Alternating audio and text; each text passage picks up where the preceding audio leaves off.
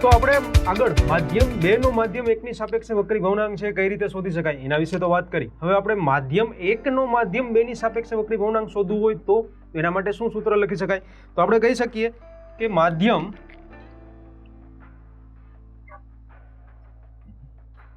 1 નો માધ્યમ 2 ની સાપેક્ષે વક્રી ભવનાંક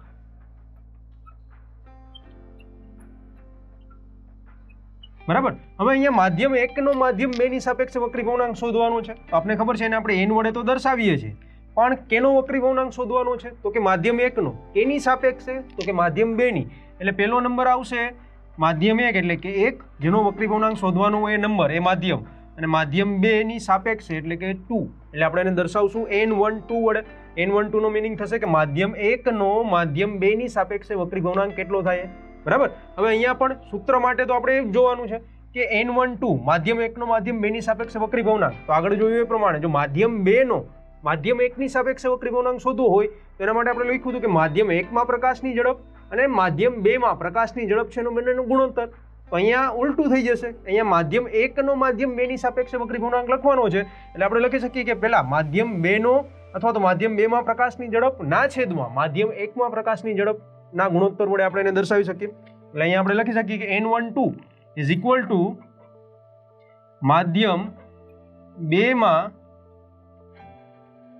પ્રકાશની ઝડપ ના છેદમાં માધ્યમ 1 માં પ્રકાશની ઝડપ બરાબર। તો અહીંયા માધ્યમ 2 માં પ્રકાશની ઝડપ જેને આપણે v2 વડે દર્શાવી હતી, માધ્યમ 1 માં પ્રકાશની ઝડપ એને આપણે v1 વડે દર્શાવેલી હતી। તો અહીંયા આપણે લખી શકીએ કે n12 is equal to v2 ના છેદમાં v1 આ થશે માધ્યમ 1 નું માધ્યમ 2 ની સાપેક્ષે વક્રી ભવનાંક બરાબર। તો એને આપણે n12 વડે દર્શાવશું, n12 એટલે કે v2 ના છેદમાં v1 અને n21 એટલે કે v1 ના છેદમાં v2। અહીંયા આપણે માધ્યમ 1 અને માધ્યમ 2 એવા નંબર લીધેલા છે પણ આગળ જોયું એ પ્રમાણે કાચ અને પાણી અથવા તો કાચ અને હવા એવું કંઈ પણ આપેલું હોય તો કાચનો હવાની સાપેક્ષે વક્રી ભવનાંક એટલે અહીંયા જો તમને એવું પૂછે કે આપણે એક ઉદાહરણ લઈએ કાચનો હવાની સાપેક્ષે વક્રી ભવનાંક તો આને આપણે દર્શાવવું હોય તો કઈ રીતે દર્શાવી શકાય? કાચનો કેનો વક્રી ભવનાંક દર્શાવવાનો છે તો કે કાચનો અને કેની સાપેક્ષે? હવાની સાપેક્ષે। તો સૂત્ર માટે આ વક્રી ભવનાંક માટે તો n સંજ્ઞાનો ઉપયોગ કરીએ જ છીએ। હવે દર્શાવવાનો છે કેનો તો કહી શકાય કે કાચનો તો અહીંયા n કાચ અને કેની સાપેક્ષે તો કે હવાની અને હવા તો n કાચ હવાનો મતલબ થશે કાચનો હવાની સાપેક્ષે વક્રી ભવનાંક અને એનું સૂત્ર લખવું હોય તો n કાચ હવા ઇઝ ઇક્વલ ટુ માધ્યમ હવા જે માધ્યમ છે હવાના માધ્યમમાં પ્રકાશની ઝડપના છેદમાં કાચના માધ્યમમાં પ્રકાશની ઝડપ અહીં આપણે લખી શકીએ કે હવામાં પ્રકાશની ઝડપ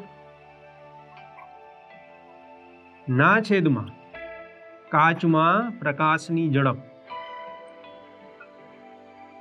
બરાબર આ રીતે આપણે દર્શાવી શકીએ છીએ। એટલે આ જસ્ટ અહીંયા જે કાચ ને હવાનું ઉદાહરણ આપ્યું છે એ તમને ધ્યાનમાં રહે એટલા માટે જ આપણે દર્શાવેલું છે। એટલે ઘણી વખત આના રિલેટેડ એક્ઝામ્પલ પૂછાય ઉદાહરણ પૂછાય તો ત્યારે તમને સિમ્પલી આપી દીધું હોય કે કાચનો હવાની સાપેક્ષે વક્રી ભવનાંક શોધો તો આપણે સૂત્ર બનાવતા આવડવું જોઈએ। અહીંયા આપણે માધ્યમ 1 અને માધ્યમ 2 લીધું એના માટે તો આપણે સૂત્ર લખેલા છે બરાબર, એ તો આપણે યાદ રાખી શકીએ કે અહીંયા હંમેશા જે n એટલે કે વક્રી ભવનાંક દર્શાવે છે પહેલો નંબર જે હોય એ 1 લખેલું હોય તો માધ્યમ 1 ગણવાનો, કાચ લખેલું હોય તો કાચનું માધ્યમ ગણવાનું બરાબર। એટલે કે 1 અથવા તો કાચ જે લખેલું હોય એનો વક્રી ભવનાંક આપણે શોધવાનો છે અને બીજું જે લખેલું છે 1 પછી 2 અને કાચ પછી હવા જે બીજું લખેલું છે એ બીજું એટલે કે જેની સાપેક્ષે આપણે વક્રી ભવનાંક શોધવાનો છે એને આપણે બીજા નંબર ઉપર લખીશું બરાબર। અને જો એનું સૂત્ર બનાવવું હોય તો બીજાના એટલે કે જે બીજું લખેલું હોય અહીંયા 1 2 છે તો 2 માં પ્રકાશની ઝડપ ના છેદમાં 1 માં પ્રકાશની ઝડપ એટલે આમ ઉલટું જવાનું। હવા કાચ છે એટલે કે કાચનો વક્રી ભવનાંક હવાની સાપેક્ષે શોધવો છે આનું સૂત્ર બનાવવું હોય તો હવામાં પ્રકાશની ઝડપ ના છેદમાં કાચમાં પ્રકાશની ઝડપ એટલે કે આ રીતે આપણે ઉલટું જવાનું બરાબર। તો આ રીતે આપણે સૂત્ર બનાવીને વક્રી ભવનાંક જે છે એ એકબીજા માધ્યમની સાપેક્ષમાં આપણે શોધી શકીએ છીએ।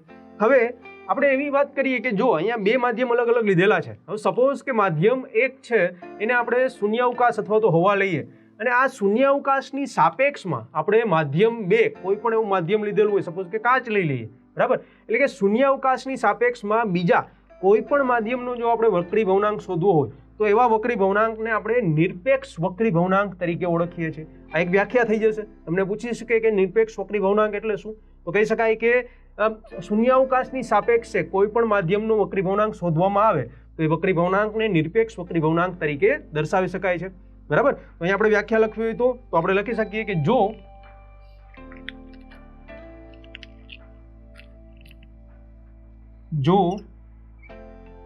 માધ્યમ એકને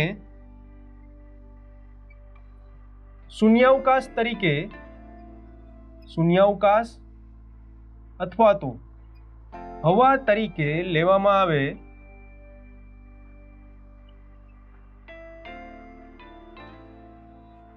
ત્યારે તેની સાપેક્ષે માધ્યમ 2 નો વક્રી ભવનાંક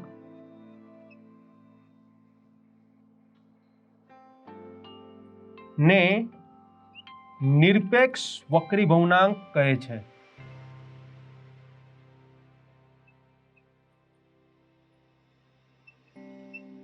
બરાબર. અથવા તો આને વ્યવસ્થિત રીતે લખવી હોય તો આપણે દર્શાવી શકીએ કે શૂન્યાવકાશની સાપેક્ષે અથવા કરીને આપણે લખીએ તો કહી શકાય શૂન્યાવકાશની સાપેક્ષે કોઈ પણ માધ્યમના વક્રી ભવનાંકને તે માધ્યમનો નિરપેક્ષ વક્રી ભવનાંક કહે છે.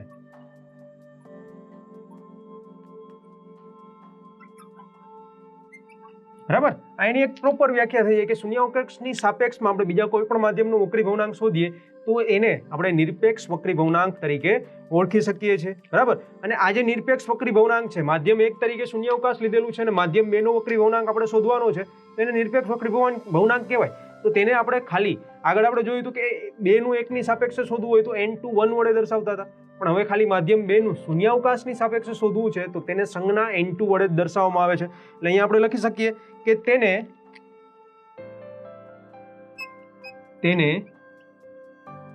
સંજ્ઞા n2 વડે જ દર્શાવવામાં આવે છે.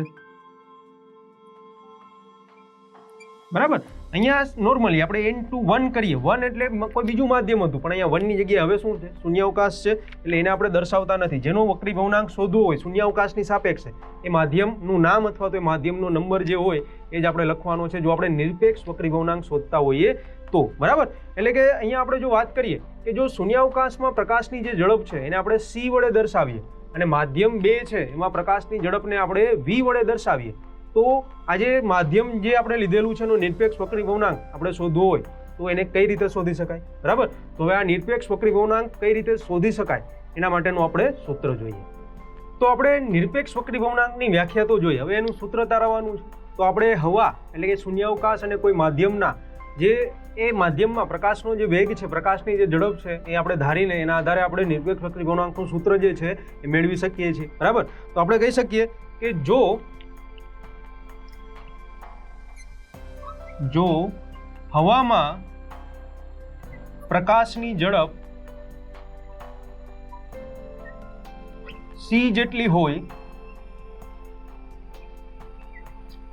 તથા માધ્યમમાં પ્રકાશની ઝડપ v જેટલી હોય તો માધ્યમનો નિરપેક્ષ વક્રી ભવનાંક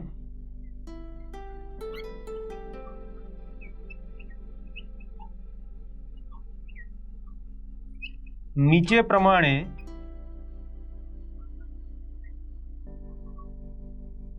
દર્શાવી શકાય છે.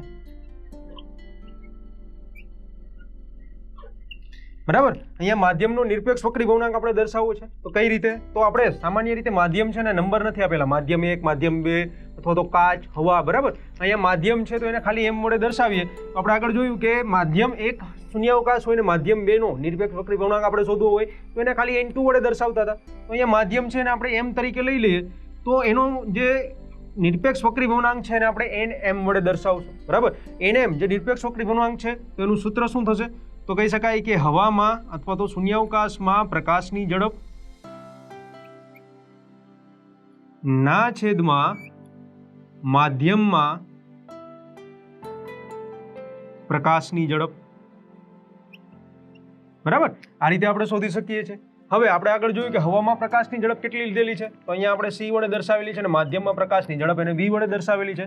તો આપણે નિરપેક્ષ વક્રી ભવનાંક એન એમ ને સી ના છેદમાં વી આ સૂત્ર વડે દર્શાવી શકીએ છીએ, બરાબર. એટલે કે અહીંયા એમ એટલે કોઈ પણ માધ્યમ અને વી એટલે કે એ માધ્યમમાં પ્રકાશની ઝડપ અને જે સી છે એ હવામાં પ્રકાશની ઝડપ છે, બરાબર. શૂન્યાવકાશમાં હોય તો આપણે ખબર છે કે 3 × 10⁸ મીટર પર સેકન્ડ જેટલી ઝડપ છે એ શૂન્યાવકાશમાં પ્રકાશની હોય છે અને માધ્યમમાં પ્રકાશની ઝડપ કાં તો તમને આપેલી હોય તો એના આધારે તમે એ માધ્યમનો નિરપેક્ષ વક્રી ભવનાંક છે નિરપેક્ષ વક્રી ભવનાંક સરળતાથી શોધી શકો છો, બરાબર. હવે તમને માધ્યમની જગ્યાએ કીધું હોય કે કાચનો નિરપેક્ષ વક્રી ભવનાંક શોધો, તો કાચનો નિરપેક્ષ વક્રી ભવનાંક એટલે વક્રી ભવનાંક ઓફ કાચ એન કાચ ઇઝ ઇક્વલ ટુ હવામાં પ્રકાશની ઝડપના છેદમાં કાચમાં પ્રકાશની ઝડપ. એ સૂત્ર વડે તમે કાચનો નિરપેક્ષ વક્રી ભવનાંક શોધી શકો છો, બરાબર. હવે સામાન્ય રીતે આ જે નિરપેક્ષ વક્રી ભવનાંક છે એ નિરપેક્ષ વક્રી ભવનાંકને આપણે સિમ્પલ વક્રી ભવનાંક વડે દર્શાવીએ છીએ. ક્યાંય આપણે એવો શબ્દ નથી વાપરતા કે સપોઝ કે કાચનો નિરપેક્ષ વક્રી ભવનાંક, આપણે એવું જ લખીએ છીએ કે કાચનો વક્રી ભવનાંક, બરાબર. એટલે આપણે કહી શકીએ કે માધ્યમના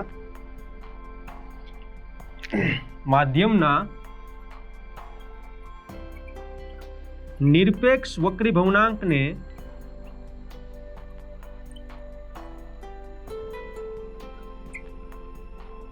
વક્રી ભવનાંક તરીકે જ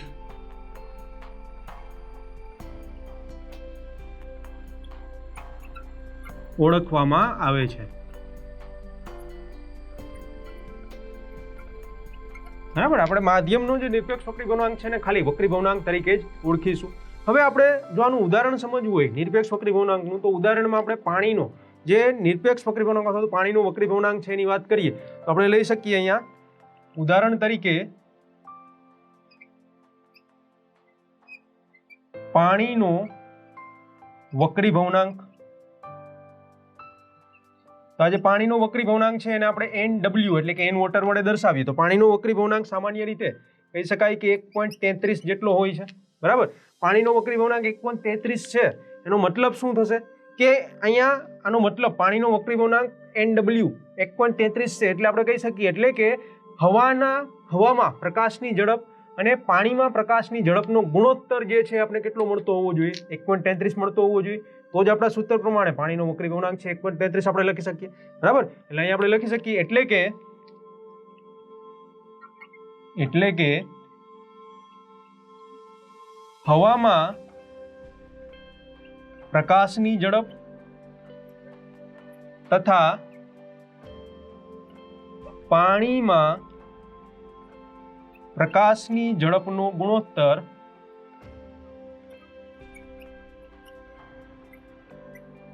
1.33 છે અને 1.33 હોય તો જ કહી શકાય કે પાણીનો જે વક્રી ભવનાંક છે એ કેટલો મળે આપણે?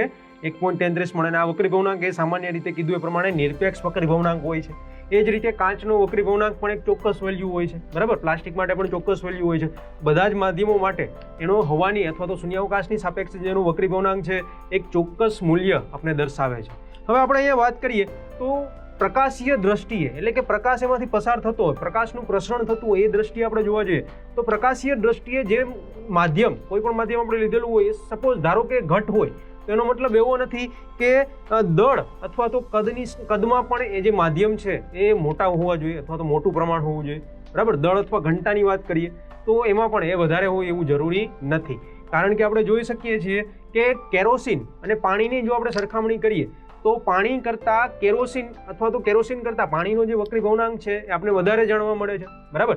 તો પણ કેરોસીન છે એની ઘનતા કહી શકાય કે આપણે ઓછી હોય છે. એટલે કેરોસીન અને પાણીની સરખામણી દ્વારા આપણે કહી શકીએ કે અલગ અલગ માધ્યમમાં જો પ્રકાશીય રીતે ઘટ હોય તો એનો મતલબ એવો નથી કે એ માધ્યમની દળ અને માધ્યમની ઘનતા છે એ પણ વધારે હોવી જોઈએ. તો અહીંયા આપણે વક્રી ભવનાંક વિશે ઘણી બધી માહિતી મેળવી. સૌપ્રથમ તો વક્રી ભવનાંક શું છે એ આપણે જાણ્યું, બરાબર. પ્રવૃત્તિ દ્વારા આપણે વક્રી ભવનાંકનું સૂત્ર બે અલગ અલગ માધ્યમ અથવા તો માધ્યમોની જોડ આપેલી હોય તો વક્રી ભવનાંક કઈ રીતે શોધી શકાય એનું સૂત્ર શું છે એ જોયું. ત્યારબાદ કોઈ પણ માધ્યમનું શૂન્યાવકાશની સાપેક્ષે વક્રી ભવનાંક આપણે કઈ રીતે શોધીએ છીએ, એટલે કે નિરપેક્ષ વક્રી ભવનાંક કઈ રીતે શોધી શકાય એના વિશે પણ આપણે માહિતી મેળવી, બરાબર. અને એ વસ્તુ આપણે ઉદાહરણ દ્વારા સમજ્યા કે પાણીનું વક્રી ભવનાંક 1.33 હોય. એનો મતલબ શું થાય કે હવામાં પ્રકાશની ઝડપ અને પાણીમાં પ્રકાશની ઝડપ છે, આ બંનેનો ગુણોત્તર લઈએ તો એ પણ આપણે 1.33 જેટલો જ મળે છે. એટલે કે પાણીનો નિરપેક્ષ વક્રી ભવનાંક કેટલો છે, 1.33. અને છેલ્લે આપણે એક વસ્તુ ચોક્કસ નોંધી કે પ્રકાશીય રીતે જે માધ્યમ ઘટ હોય એ માધ્યમની દળ અને ઘનતા છે એ વધારે હોય એવું જરૂરી નથી, બરાબર. પ્રકાશીય ઘટ હોય તો એની દળ અને ઘનતા છે ઓછું પણ હોય છે અથવા તો વધારે પણ હોઈ શકે. એટલે એ બંનેને આપણે કોઈ પણ રીતે રિલેટ એકબીજા સાથે કહી શકાય કે જોડી શકતા નથી. તો અહીંયા આપણે વક્રી ભવનાંક એટલે શું અને એના સૂત્રો વિશે માહિતી